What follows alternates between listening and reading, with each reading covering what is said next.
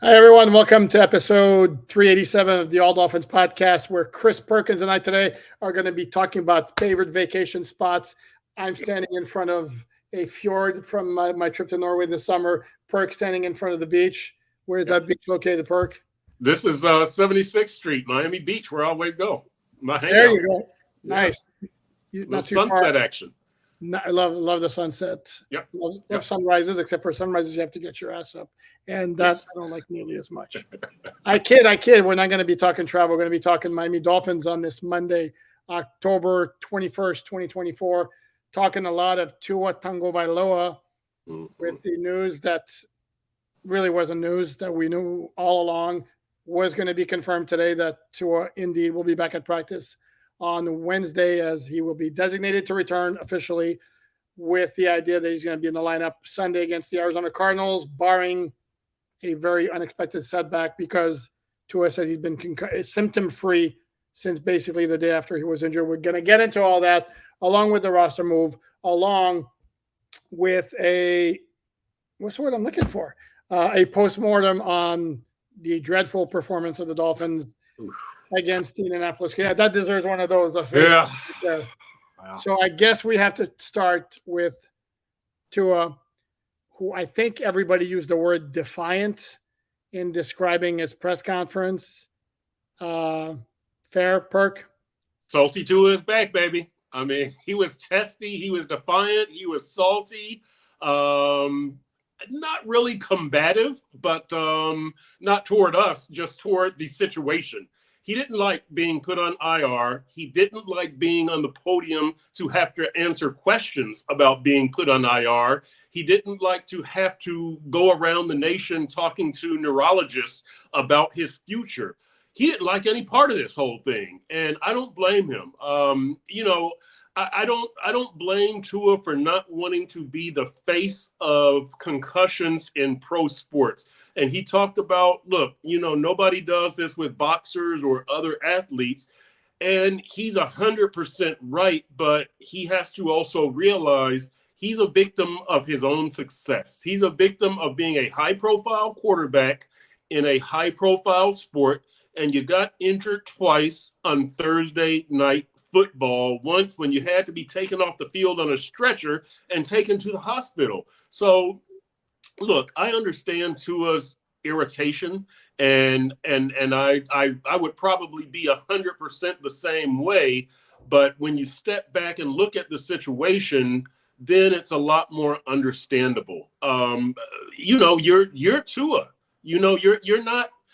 With all due respect, Ethan Carter, the Dolphins tight end, who also had a concussion in 2022 and struck a fencing pose. But Ethan was not on national TV, and Ethan is not a quarterback, and Ethan is not Tua. So, do the math, and we are where we are. No, without question. And you mentioned the biggest factor here, and I get this from Dolphin fans all the time, of like, why don't they do this with other quarterbacks? The big problem, again, is the optics were so bad that it happened on Thursday Night Football in 2022. The ambulance comes out. Also exacerbating that particular situation was the fact that it came 4 days after Tua had a back injury, right. Which certainly could have easily been mistaken for a concussion then. Yes. And then again this year, you go back again, it's prime time. But I get Tua not particularly caring for the conversation and the questions. He also has to be smart enough to understand, like it or not, it's going to come. And sadly, those questions are going to pop up. Another very good point you made is about the boxers. And I said this, like, for the people who for some reason think that they have the right to decide whether Tua should continue to play or not. It's his business, number one. And number two, if we're going to start going down this road of sports that bring undue risk for concussion and long-term brain issues, okay, then we're going to start banning boxing. We're going to start banning MMA. We're going to start banning power slap. Yeah. I mean, seriously, what purpose? The difference between football and those sports is actually the entire goal isn't to knock the crap out of your opponent. If you've seen power slap, it's like, my Lord. But hey, free country, you want to do it, knock yourself out, literally. Yes. Power slap. That has got to be the dumbest thing I've ever seen. Like I've never been so bored that I've watched an episode or a match or whatever the hell they call it, a tournament. Wow, just seeing the highlights, I'm just like, there's got to be a better way to spend your life. There's got to be.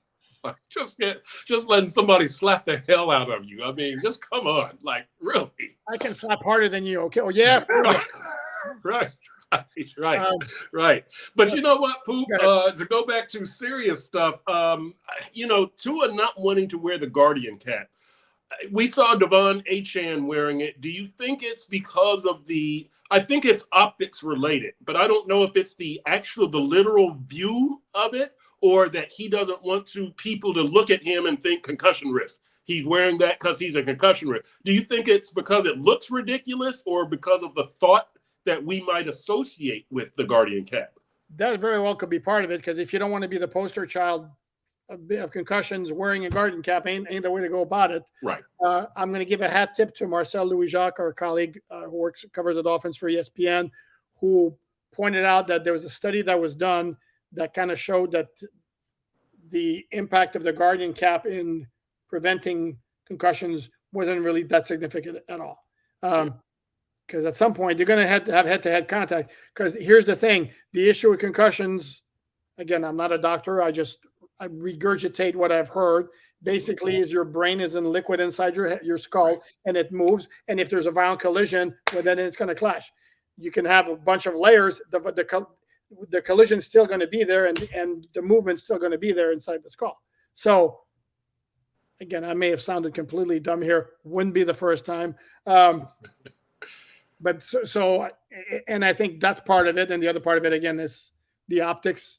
Again, would be like, I don't want to talk concussions. I want to pretend like, I don't want to say I don't want to pretend, but I want to put that in the past, but look at my Guardian cap. Right.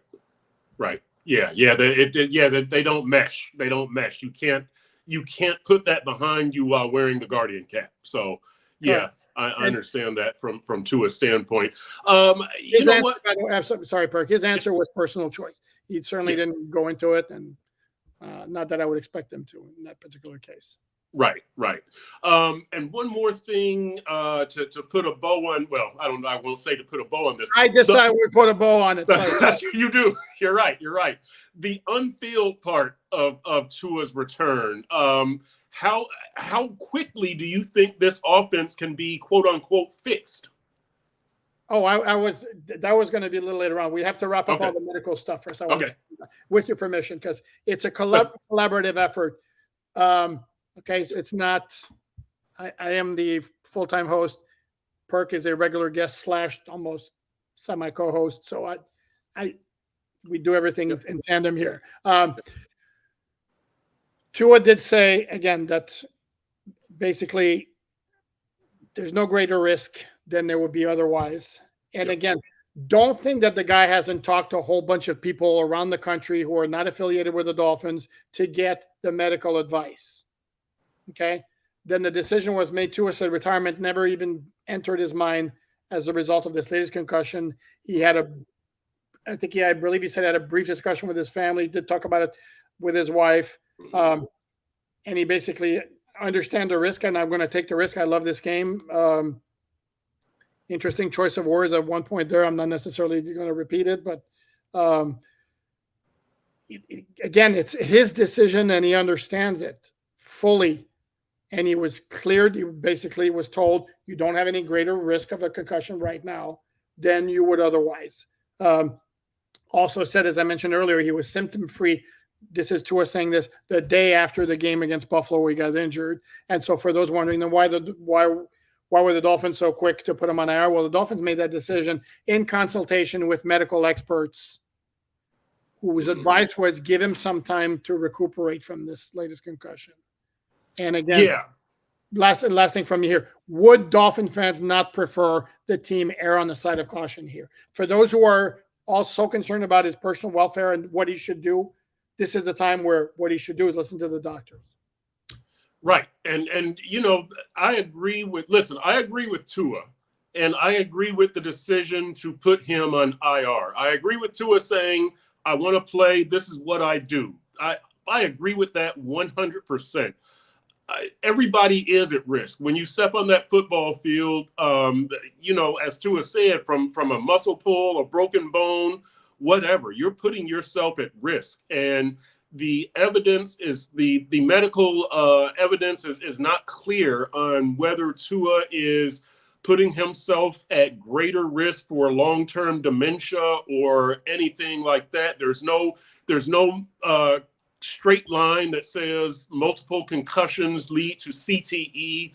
So he's taking I guess you could say, a calculated risk, almost the same calculated risk that every other football player is taking every Sunday. I agree with Tua 100% on that. Live your best life. I will say this. I do wonder about the discussions that he had with the medical experts and his family. I wonder if all of the medical experts, and I asked this, was it a unanimous decision? Yes, go out there and play, or did maybe one of them say, well, Tua, I think you should sit? I do wonder about that, because the evidence, as Tua said, it's a gray area. This is not a black and white medical decision. So I wonder if at least one of the specialists told him, yeah, I would suggest that you not continue your career. And not that it would sway him either way. If it's like 5-1, okay, you're good. But I do wonder if any of them tried to dissuade him or talk him out of it. Yeah, and this cannot be repeated enough, and it's been said many times and will be said many more times. Concussions are different than any other injury. Yeah. Not like a body part, like a knee or an elbow. And then, as somebody who follows hockey, I'll give you two famous hockey players who are in similar situations. Eric Lindros had a lot of concussions, 2-year span or whatever. Eventually wound up deciding to retire. Sidney Crosby had concussion issues 3 or 4 within a 2-year span or whatever. There was talk as a player, is the dude going to have to retire? He didn't. And now that was 10, 15 years ago, and the dude's still going strong in his 20th NHL season or whatever, however many. So it's from one player to the other. Before we go on, do want to recognize another regular guest / co-host of the All Dolphins podcast, Dave Hyde, with a major hat tip here. Book Authority has just informed him, there was a tweet for him, that Swagger, his biography of Jimmy Johnson, former University of Miami and Miami Dolphins head coach, made the list of the top 20 best football players books of all time. And it's so good that it's not even involving a player, it's a coach. Wow. That's so major hat tip, Dave Hyde. Congrats. Excellent. To you. Yeah. Congrats, Dave Hyde. Nice. Very nice, man. My colleague. Very nice to see. Yeah, very nice to hear. Yeah. Okay. Back to Tua now, and then your question and the product on the field. Interesting question that Tua made. And you please correct me on the exact phrasing of what he said. Something to the effect of, it's not fair to ask guys to join the team or try to run the offense if they haven't been there for a while and gone through all of the reps and all that. Please enlighten me as to the exact quote that I'm for some reason missing right now.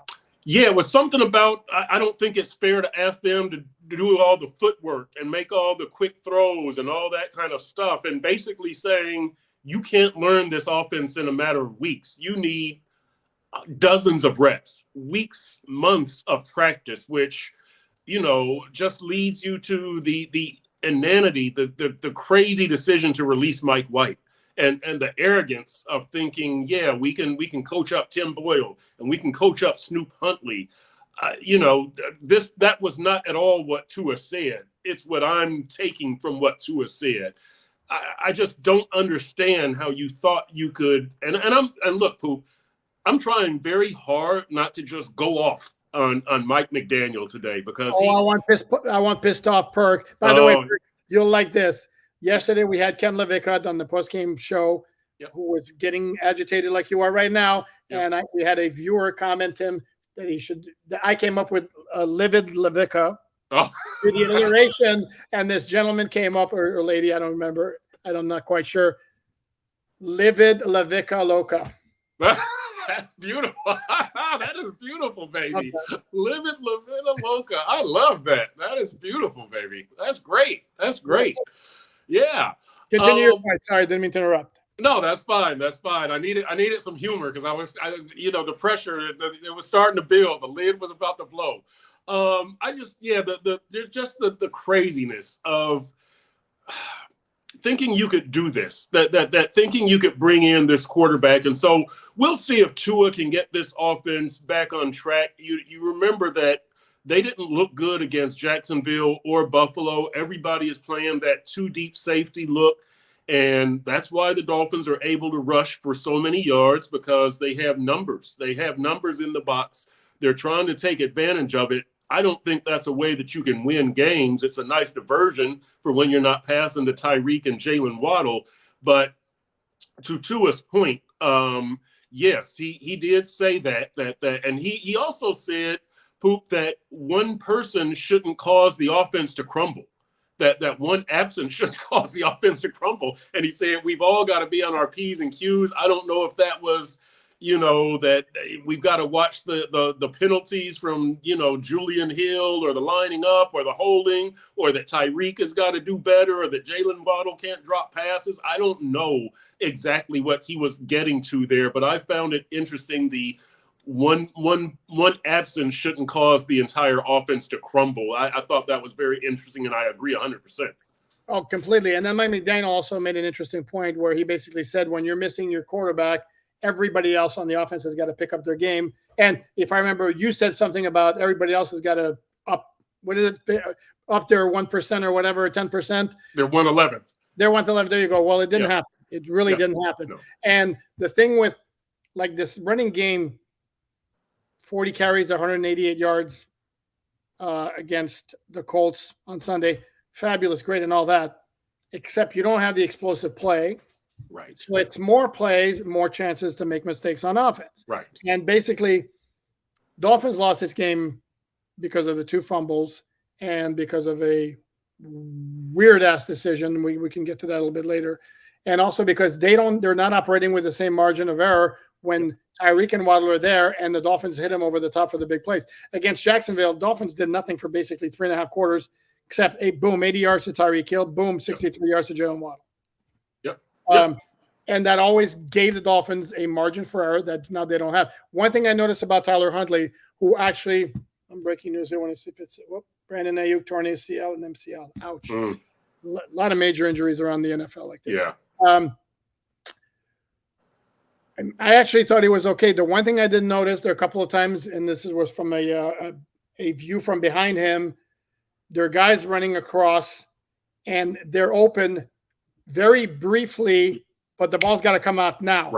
Right. And the difference there is that Tua, and part of that is, again, the huge number of reps that Tua has with those guys, plus the fact he's a hell of a lot better quarterback than either Tyler Huntley, Skylar Thompson, or Tim Boyle. Yep. With Tua, that ball comes out. Right. He sees it. He sees it immediately, and it comes. With Tyler Huntley, it's like a little hesitation, and boom, that the receiver is no longer available. So that makes the big difference, and this is why the passing game has been so ineffective for the past 4 games. And this is a massive condemnation of the Dolphins for not getting themselves a better backup. I said it before. I'm going to say it till I'm blue in the face. Teddy Bridgewater was perfectly fine as a backup, except the dude couldn't stay healthy. But then last year, you went to Mike White. We don't know what Mike White was as a backup because he had 6 pass attempts the entire season, all in mop-up duty. If anybody's going to quickly throw, well, he sucked. His passer rating was 118.7 in those 6 throws.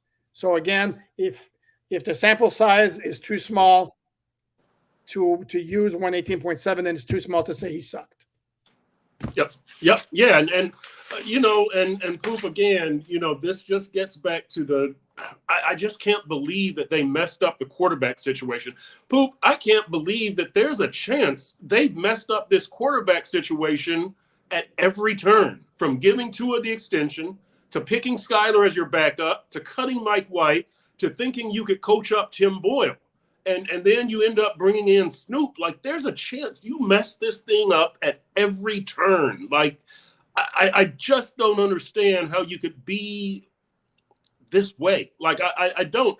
And you know what? And I'm veering a little bit from Yeah, we'll stay on Tua. We'll stay on Tua here. We'll stay on Oh, Tua. no, don't stop on my account. The Mike McDaniel looks lost.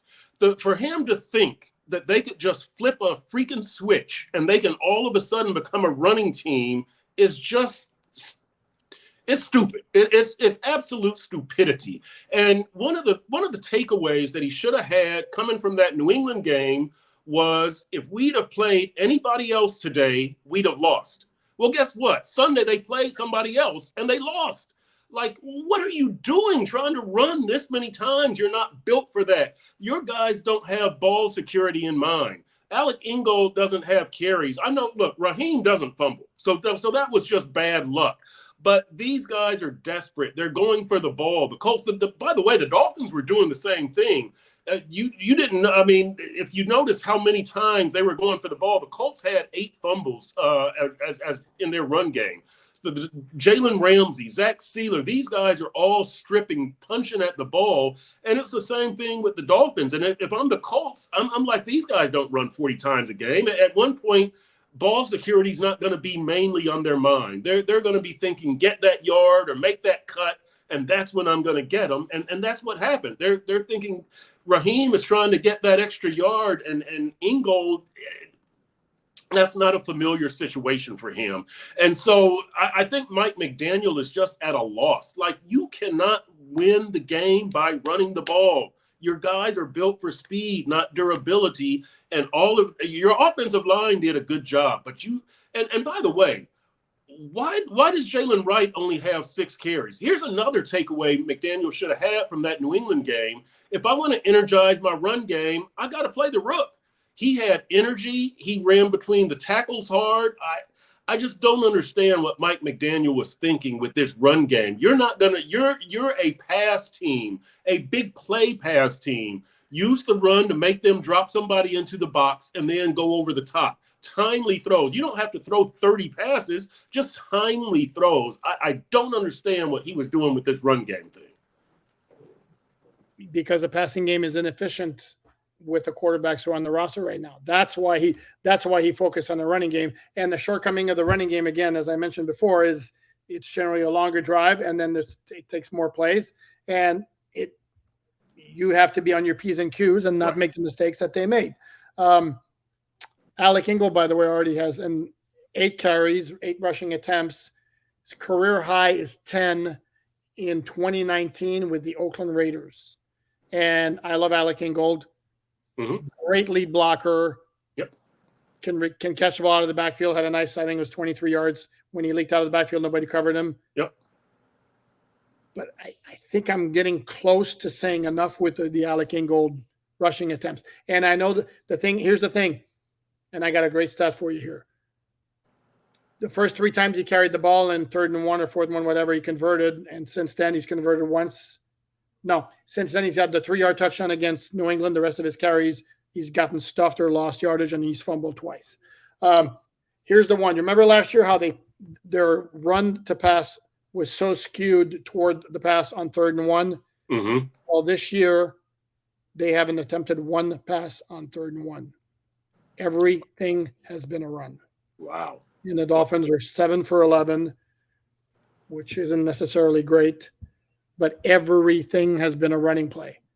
Again, mix it up. Please leave the fullback dive alone. Please, I don't know, bring in an extra offensive lineman one time, see if that works. My biggest gripe with Mike McDaniel yesterday, and I tweeted that out at the time, why in the hell on 4th and 1 from the Colts 36-yard line are you attempting a 54-yard field goal with 5:14 left that doesn't give you the lead? It ties the game if he makes it. And then you're giving the Colts the ball back and asking your defense, make a stop and get us the ball back. Had it been a case where a field goal gives you the lead, 100% kick the field goal. But you're going to need another score anyway, and it's 4th and 1. I did not get it, and it's not like prior to that, and then there's Dolphin fans who, as politely as I can see this, are getting on my nerves today. Or dumping on Jason Sanders, he sucks from 15 beyond. Jason Sanders was 3 for 4 from 15 beyond before that kick. Yeah. Okay, the bottom line is still a 54-yard field goal, which is not a gimme. And again, to me, the biggest gripe is it wasn't for the lead; it was for a tie. Yeah. Now, a lot of things that were done were questionable yesterday. I thought Mike McDaniel was really out of sorts. I thought he was just disheveled. I thought he was desperate. He was searching for answers.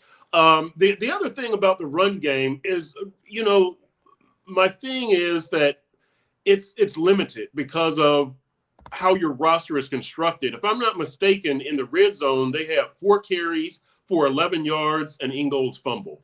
And so the red zone, the run game doesn't get you those tough yards in the red zone. The touchdown was Jonnu Smith, right? Sure. It's so the run game is limited anyway. Now, Mostert did have a nice run, like a 10-yard run to get you down there. And then I think a penalty a sack moved you back a little bit before the Jonnu touchdown.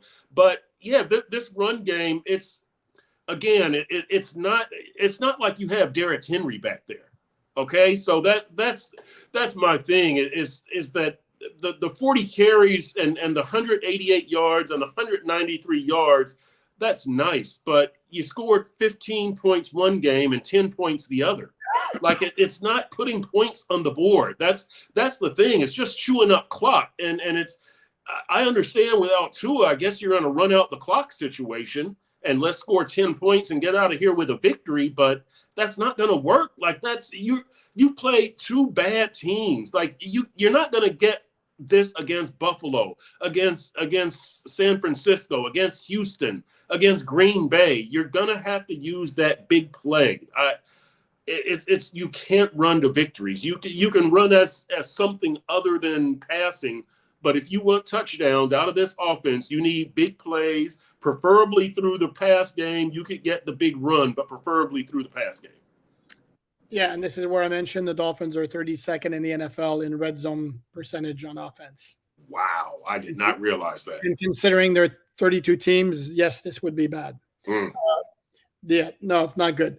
But again, this is with the limitations of the passing game, and this is where, again, the Dolphins to me dropped the ball like nobody's business. I cannot help but think, and I get it, based on everything that we saw in training camp, Skylar Thompson outperformed Mike White. I don't know that it was by a drastic margin. I think you and I discussed this. I think you were in agreement with me here that I would have felt more comfortable with Mike White being the backup than Skylar Thompson. Yeah, I think we both said that if I'm not mistaken, we both said Skylar won the competition, but I feel more comfortable with Mike White in a game. Or that's what I said anyway. That's what I said too. So there we go. Yeah. Or that's what I thought. I'm pretty sure I said it, but yeah, I think we both did. Yeah, but now that's water under the bridge, as they say. Now the big question is going to be on Sunday against the Cardinals. Again, all indications going to be Tua as a starter. Who's going to be the backup? Mike McDaniel did not have an update on Tyler Huntley's right shoulder. Came down on it. Again, I'm not a doctor, but kind of screams separated shoulder. Yep. Chances are he's going to wind up on IR later in the week. That's speculating from. I'm playing video doctor like this new thing on social media that you see on game day. So which means Skylar Thompson logically would be the number 2 if his rib injury is healed enough. Mm-hmm. And I'm weirded out by that one because the last 2 weeks before a game, he was listed as a full participant in practice every day. And I understand there's no contact. But then yesterday he was listed as the emergency third quarterback again. And now it's been 4 weeks since the injury. So I'm a little bit weirded out by that. Yeah, and Poop, listen, would you consider getting Mike White from the Buffalo practice squad, knowing that he has to be on the 53? Because we've seen what happens when Tua just told us these guys they can't do the footwork. They can't do that. Tua just told us that. I mean, you almost have no choice if Snoop goes on injured reserve. You've almost got to go call Mike White because are you going to do the Tim Boyle Snoop Huntley thing again? Are you going to get Teddy Bridgewater from Northwestern High School to quit and come back? Like, you don't have many options here. James Blackman, the Florida State kid, who else is familiar? Right. Who was the kid kid from UTEP. The kid from UTEP. Right, Gavin Hardison. Gavin Hardison, is that his name? Yeah, Gavin Hardison. Like, where are we at here? Seriously, if Snoop, I'm being facetious, I'm being crazy with James Blackman, but do you have to get Mike White, because Tua just told us you can't bring in a quarterback and have him execute this offense. Well, Skyler would be the guy. But if Snoop has to go on IR, and I mean, are you going to keep Tim Boyle around? The guy. By the way, did Tim Boyle know that it was 4th down on that final play? Do you think you sailed it out of bat like nobody? You're trying to kill the clock. You're trying, right? It's 4th down, dude. That looked like I'll throw this out and live to play another down. I like Tim Boyle. Like I've talked to him like 3 or 4 times about different things. I find him a good resource, but I just wonder about that play. Yeah, and I'm going to read you the quote exactly on what he said about the 4th down play. It was a play call with the coverage they gave me. I tried to put in a spot where only Malik Washington could get it, but we all got to be better at the end of the game, players and coaches. We win and lose as a team. Now, the question number 1. Some players, in a particular case, if indeed he lost track of the downs and the way that ball was thrown, I mean, it's either that or the most wildly inaccurate 4th down pass in NFL history. Right. I mean, that thing was like 12 yards out of bounds. And to Malik Washington, who was like 5'8", 5'9", tightly covered by a 6'1" DB. Right. Good choice there. I mean, whoa. Yeah. And prior to that 2-minute drill by Tim Boyle was like, okay. Yeah. And then it came to 2nd and 1 from the Colts 33, get some pressure, and then he throws a dump off the check down to Devon Achane at the numbers. Yeah. Gets tackled for -1 yard, worse than the clock is running. And they're basically done, because then they had to spike it. It's 4th and 2 from the 33 with 12 seconds left. And it's like, for quarterbacks, I mean, and I don't know how much practice Boyle has had in running a 2-minute drill for the Dolphins. You cannot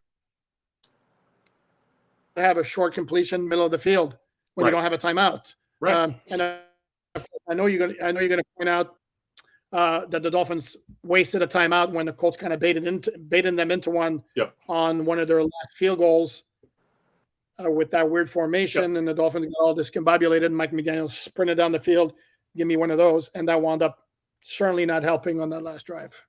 Got out coached. You got out coached in that situation. If here's the thing, Poop. I wonder who is helping Mike McDaniel in that situation. And with Tim Boyle, is the coach in his helmet before that 4th and 2 play and saying, all right, Tim, it's 4th down now. We need to throw it into the end zone. It's 4th and 2, get 3 yards. There's 11 seconds left, so we can get the first. Like, is somebody? I think that the headset cuts off with like 14 seconds left, I believe, before the snap. Yeah, but remember, they spiked on 3rd down. That should have been the first thing. If it wasn't, it should have been the first thing said to him. Tim, this is 4th down. Right. And so you wonder, right? But the coaching, like, who's helping McDaniel with that formation? Who's helping Tim Boyle? Like, is that Bevel? Is that Frank Smith? Like it.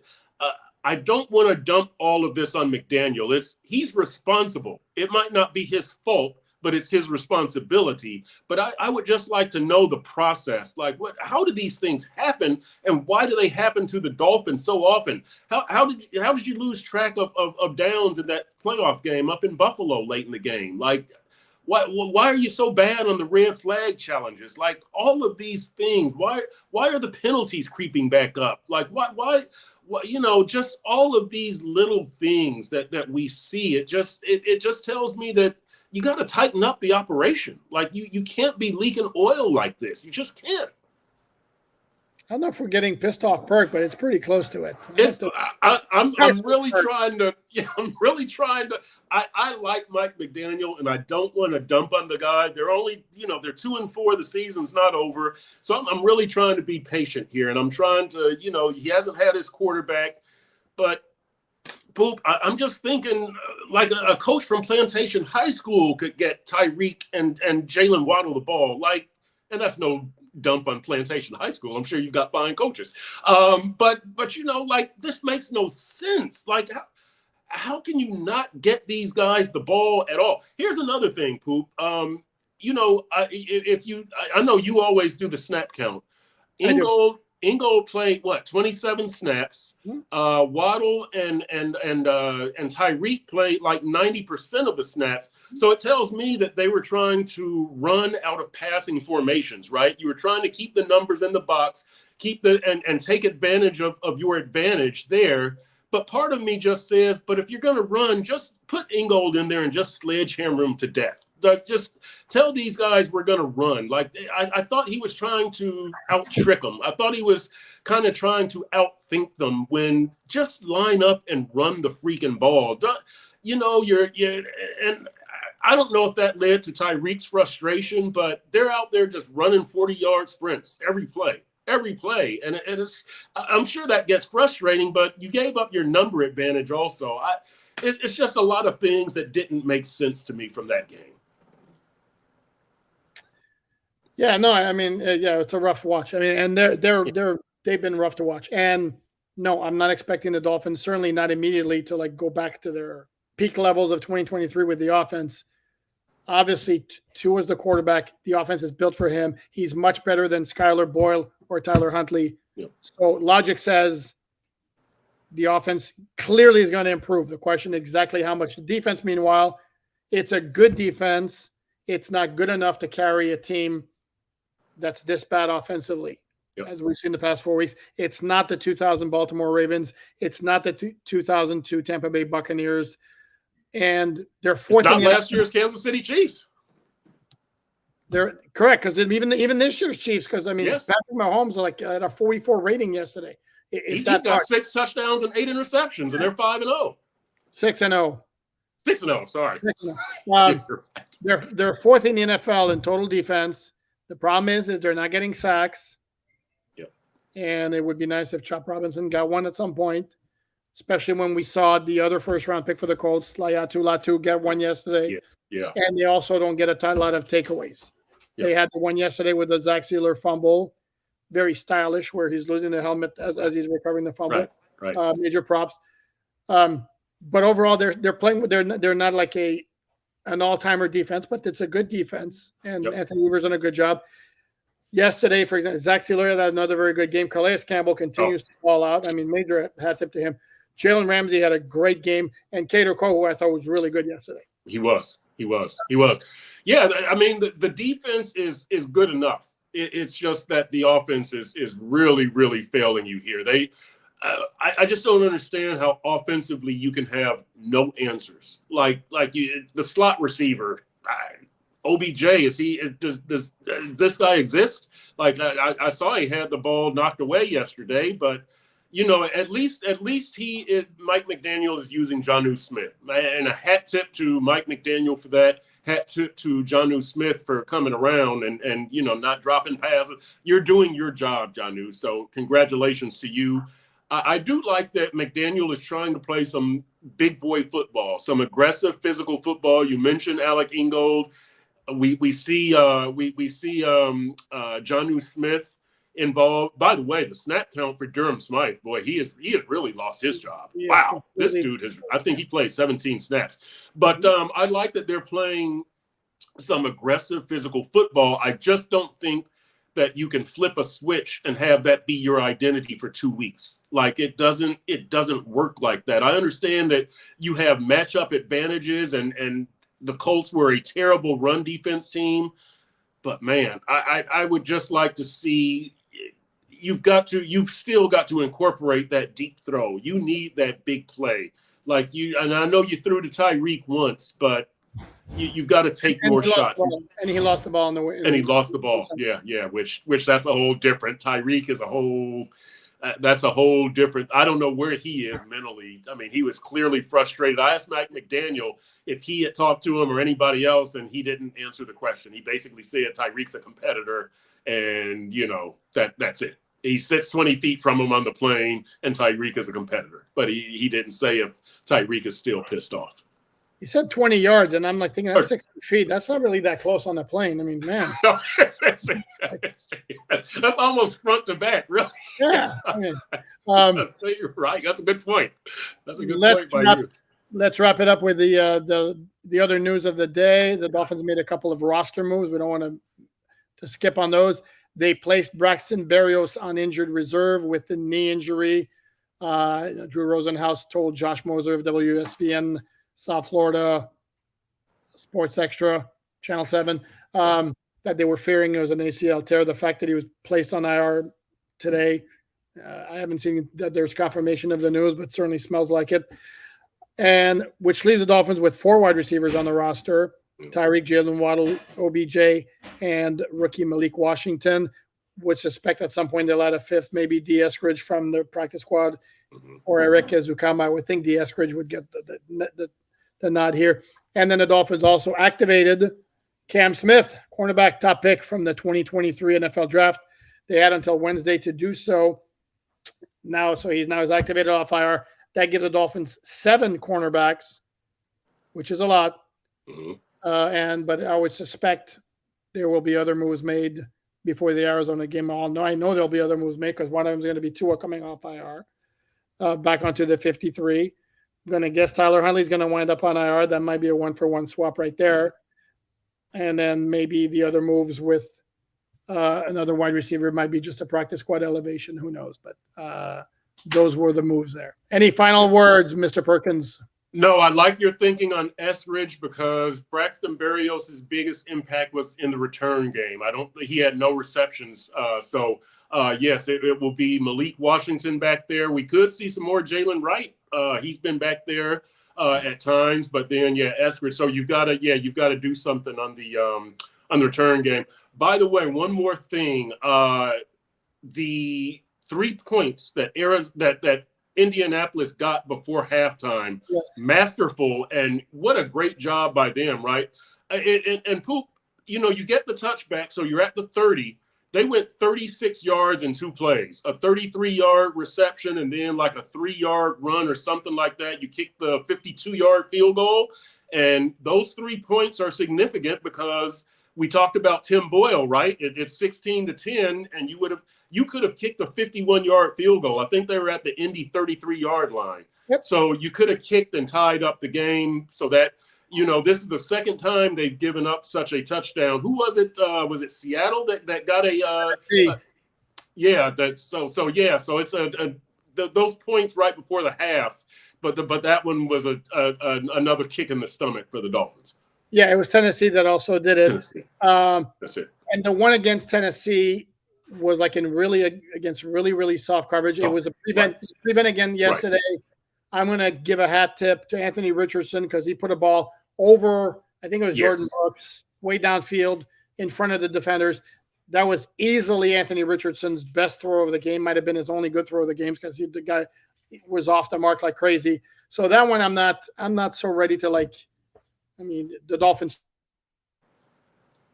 sucked on that one. They really, gave him 3 points.